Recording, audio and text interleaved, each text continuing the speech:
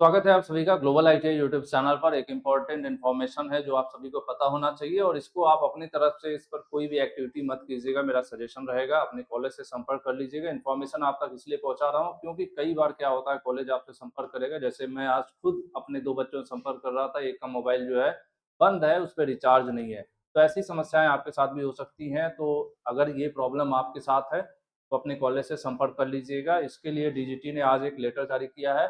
यहाँ पर देखिए लिखा है एसआईडीएस सीटीएस प्रोफाइल शिकायत मॉड्यूल। इसका मतलब आप समझ रहे हैं, जो आईटीआई स्टूडेंट हैं जिनको अपने प्रोफाइल रिलेटेड ग्रीवेंसेस किए थे, आपको पता होगा ना ग्रीवेंस आपने किया था, ठीक है।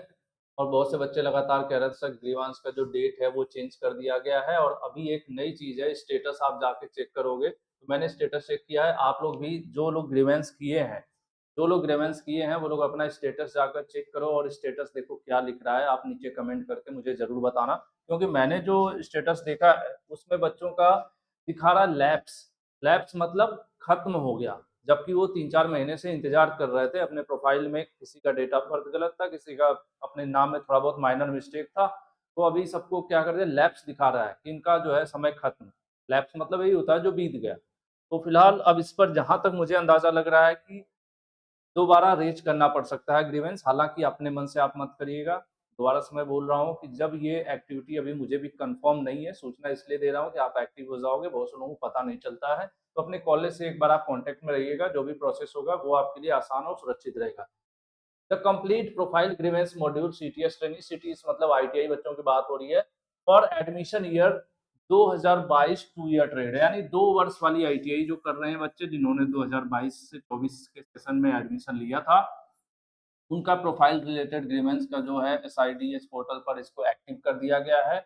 और यहाँ पर जो सोल्यूशन है, रिजोल्यूशन है स्किल इंडिया पोर्टल पर, वो दो टाइप का, दो कैटेगरी इन्होंने बांट दिया है। कैटेगरी ए कर दिया है और कैटेगरी बी कर दिया है।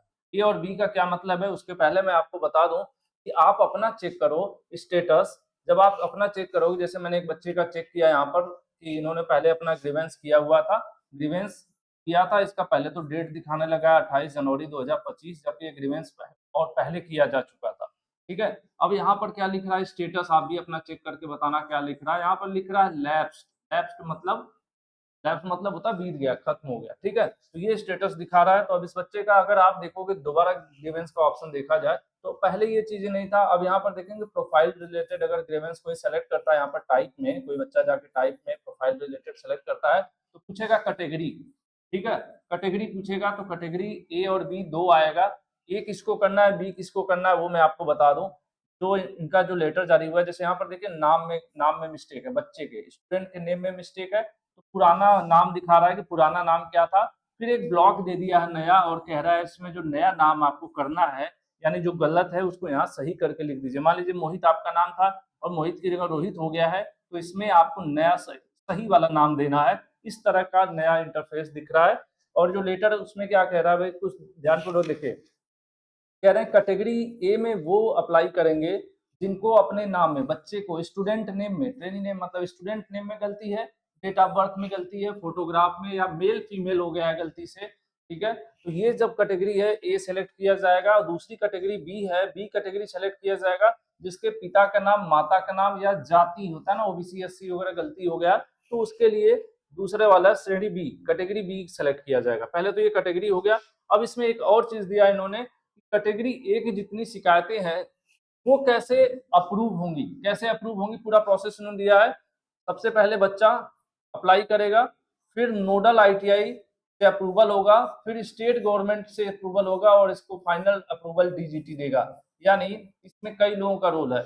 स्टूडेंट अप्लाई किया, नोडल आईटीआई जो गवर्नमेंट आईटीआई डिस्ट्रिक्ट की होती है, जो मेन आईटीआई वहां जाएगा, ये डेटा वहां दिखाने लगेगा, फिर इनसे अप्रूवल करवाना होगा और यहाँ से अप्रूवल के बाद स्टेट के पास जाएगा, स्टेट अप्रूवल करेगा, फिर डीजीटी फाइनल निर्णय लेगा कौन से कैटेगरी में, ए वाले में, यानी जिनको नाम, डेट ऑफ बर्थ और जो स्टूडेंट नेम और डेट ऑफ बर्थ, ए में क्या क्या था ये देख लीजिए, फोटोग्राफ, जेंडर। ठीक है, अब आ जाते हैं दूसरे नंबर पर। जो लोग बी वाले कैटेगरी में अप्लाई करेंगे उनका कैसे होगा, बच्चा अप्लाई करेगा, डिस्ट्रिक्ट की जो नोडल आईटीआई है उसको अप्रूव करेगी और स्टेट फाइनल अप्रूवल कर देगा। मतलब इसमें इजी है, तीसरे चरण में ही फाइनल अप्रूवल हो जाएगा। कैटेगरी बी में इजीली हो जाएगा, इसमें डीजीटी को करने की जरूरत नहीं है, स्टेट लेवल पर ही अप्रूवल हो जाएगा।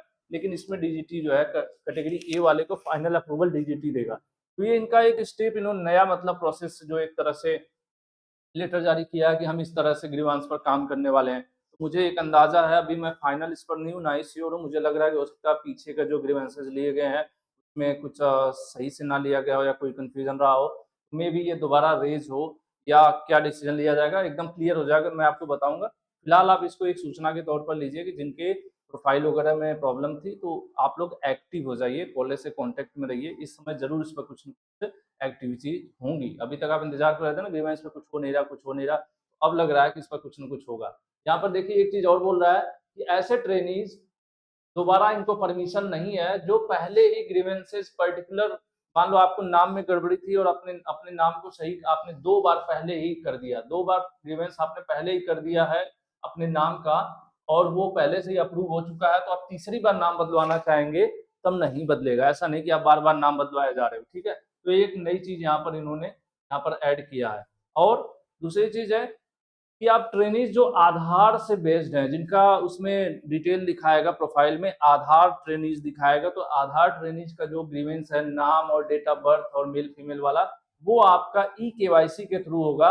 जो normal process nodal ITI grievance वाला बताया गया, उसके थ्रू ना होके तो ई री-केवाईसी कराया जाएगा, उसके थ्रू होगा। तो ये कब कराया जाएगा, अब इस पे कोई बहुत ज़्यादा जानकारी नहीं है। अब आपको कैसे पता चलेगा कि आप आधार ट्रेनी हैं कि नॉर्मल ट्रेनी है? तो उसके लिए जब आप अपना लॉगिन करोगे ना, ग्रीवेंस वाला लॉगिन करोगे तो यहाँ पर ऊपर ही लिखा हुआ आ जाएगा। क्या लिखा हुआ है? जैसे इस बच्चे की लिखा है नॉन आधार ट्रेनी। नॉन आधार ट्रेनी को कोई दिक्कत नहीं है। इसका नॉर्मल उसी प्रोसीजर से होगा जो यहाँ पे कैटेगरी सेलेक्ट करना है, ए बी, फिर नोडल के पास जाएगा, स्टेट जाएगा, डीजीटी जाएगा।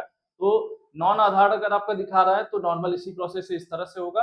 लेकिन अगर यहाँ पर आपका आधार ट्रेनी दिखा रहा है तो आधार ट्रेनी के लिए ऑनलाइन ई-केवाईसी के थ्रू जो है ग्रीवेंस करने का जो भी प्रोसेस इनका आएगा, उसका फिलहाल यहाँ पर बहुत ज़्यादा इन्होंने डिटेल नहीं दिया हुआ है।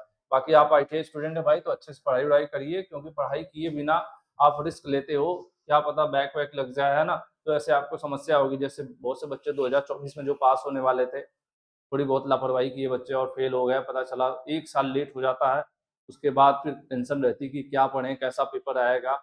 और मेन परीक्षा में क्या होता है, फ्लो में सब लोग पास हो जाते हैं, सब भाई एक-दूसरे के साथ रहते हैं, सब लोग क्या पढ़ रहे हो, कैसे पढ़ रहे हो, एक-दूसरे का सहयोग भी रहता है ना। तो आप लोग ज़रूर अच्छे से पढ़ाई करिए। बाकी जिन लोगों को फ्री पीडीएफ और टेस्ट वगैरह देना है, यूट्यूब में जाइए, सॉरी यूट्यूब में नहीं, आपको गूगल पे जाना है, globaliti.org वेबसाइट सर्च करना है। वेबसाइट को आप लोग ओपन कर लीजिए, ये बहुत साथ देगी आपका। आईटीआई जब तक आप कर रहे हैं, आईटीआई कर लेंगे, हमेशा आपका साथ देगी। मॉक टेस्ट हो या फिर आईटीआई की जॉब अपडेट हो, रिजल्ट मार्कशीट का अपडेट हो, एनसीवीटी की अपडेट हो, मॉडल सेट हो, सीबीटी के पुराने जो क्वेश्चन पेपर्स हैं, सब कुछ आपको इस वेबसाइट पे बहुत आसान तरीके से मिल जाता है। 2025 में काफ़ी हद तक इसको अपडेट भी कर दिया गया है। तो globaliti.org गूगल में सर्च करिए अपने मोबाइल फ़ोन में, ये निःशुल्क है। यहाँ पर आईटीआई छात्रों के लिए काफ़ी कंटेंट है जो उनकी काफ़ी मदद करते हैं। बाकी ग्रीवेंस वाले पर अभी कोई ज़्यादा क्लियरिफिकेशन आ जाएगा, सही जानकारी और उपलब्ध हो जाएगी तो मैं बताने की कोशिश करूँगा। ये वीडियो हर उस बच्चे तक आप लोग शेयर कर दिए, क्योंकि बहुत से ऐसे बच्चे हैं ना 22 से 24 वाले पास आउट बच्चे हैं। ये 22 से 24 सत्र का है, बाकी अन्य सत्र का कोई अपडेट आएगा तो भी मैं बताऊँगा। इसमें जो ज़िक्र किया गया है 22 से 24 का ही ज़िक्र किया गया है।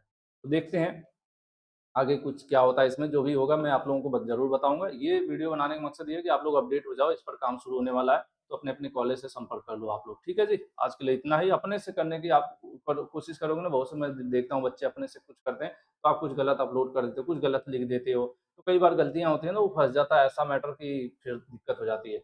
कॉलेज से या फिर कोई आपके टीचर होंगे, जिनसे आपकी बातचीत होगी, आपके प्रिंसिपल होंगे, उनसे आप बात करें और इन चीज़ों को करवाएँ, क्योंकि ये सब सेंसिटिव मैटर्स होते हैं ना। आपके करियर का सवाल है, ऐसे नहीं कि टाइम पास है। कोई फेसबुक, यूट्यूब तो है नहीं कि जब मन किया चलाया, मन किया देखा, नहीं देखा है तो आपकी मार्कशीट, आपकी लाइफ की बात है, तो थोड़ा-सा आप इन कामों को जो है आप लोग सीरियसली किया करो। Thank you.